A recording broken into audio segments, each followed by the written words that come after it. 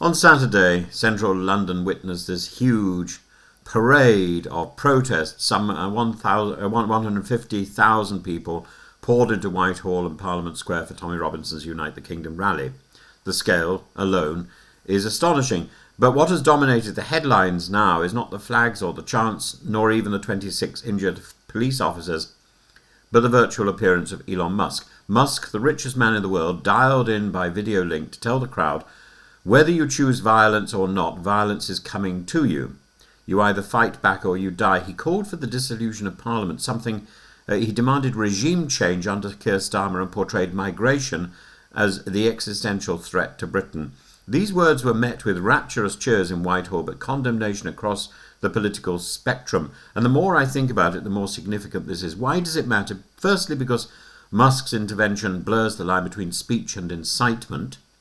Britain is used to American celebrities commenting on our politics, but rarely has a foreign billionaire addressed a mass rally organised by a convicted agitator, and like Robinson. No matter how much one parries and tries to excuse him and says, well, I understand he's a nice fellow.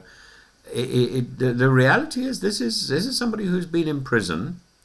And Musk's remark that violence is coming to you has been interpreted by critics as legitimizing violence, even calling for it. If violence occurs, then how do we explain that Musk was not inciting that? In the same way as Lucy Connolly was imprisoned, so surely the same sort of law should apply to Musk. The Liberal Democrat leader, Ed Davey, urged sanctions, while Labour sources called the words disgusting. Secondly, Musk wrapped his rhetoric in the language of patriotism and grievance. He spoke of the erosion of Britain through massive uncontrolled migration. He linked this to stories of grooming gangs, child protection and cultural displacement, and insisted that the government had failed its most basic duty to protect its citizens. This is familiar Robinson-style narrative, but what shocked many was its amplification by one of the most powerful men in the planet, whose companies depend on global trade and cooperation. Thirdly, the political timing is deliberate. Musk has been circling British politics for some time. Last year, during riots around asylum hotels, he warned that civil war is inevitable. This year, he suggested the Prime Minister should be in prison, and his alliance with Farage collapsed when Farage refused to endorse Robinson. But Musk has doubled down, choosing Robinson's rally as the opportunity to make his most inflammatory remarks yet. The consequences are several. For the government, Starmer has had to reaffirm that Britain will never surrender its flag to those who use it as a symbol of fear and division. For Parliament, Musk's call for its dissolution represents not just a criticism, but a fundamental rejection of democratic process. For the police, already strained by riot and football matches, Saturday saw nearly 1,600 officers deployed, yet 26 still left injured, 4 of them seriously. What should we conclude? Some, like the commentator Age of Reform, argue that Musk's words were misinterpreted or clumsy, yet words have power. John Chrysostom said the tongue is a sword, and a sword may wound worse than iron. When a billionaire with a global platform tells a mass rally that violence is inevitable, it cannot be shrugged off as mere bad English. And we must also note the ideological company that Musk kept on Saturday. Eric Zemmour from France, Morten Messerschmidt from Denmark, AFD politicians from Germany, Philippe de Winter from Belgium. This was not a quirky British protest. It was an international gathering of the European hard right, dressed in the Union Jack, but speaking a language of resentment recognisable across the continent. The presence of the AFD alone makes the description of the rally on Saturday about hard right perfectly legitimate. Finally, this raises profound questions about sovereignty. Musk is not British, not elected, and yet his words dominate our news cycle and electrify a crowd in Parliament Square. As one social media user put it, the billionaires have too much influence. They are transnational and loyal to no creed or country but their own interest. That is the uncomfortable truth. And of course, for Musk, all he needs to do is promote debate, and Twitter pours in the money into his pocket. So Musk's intervention at the Unite the Kingdom rally forces us to face two uncomfortable realities.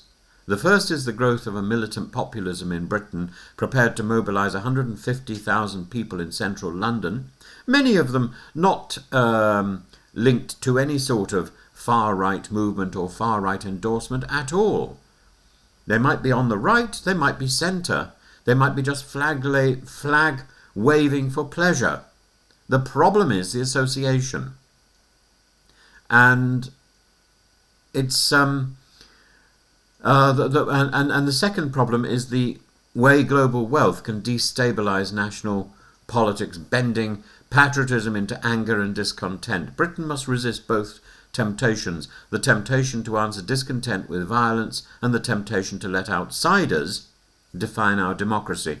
Saturday was a warning, and now how Britain responds to that, calmly, firmly, lawfully, will define the credibility of our politics for years to come. But we mustn't, I think, we mustn't respond simply with negatives. We must respond with positives. We must embrace the flag as a symbol of positivity. We must fly the flag as a symbol of our nation. We must do something that perhaps we've been reluctant to do for many, many years. We must take the flag to our identity, and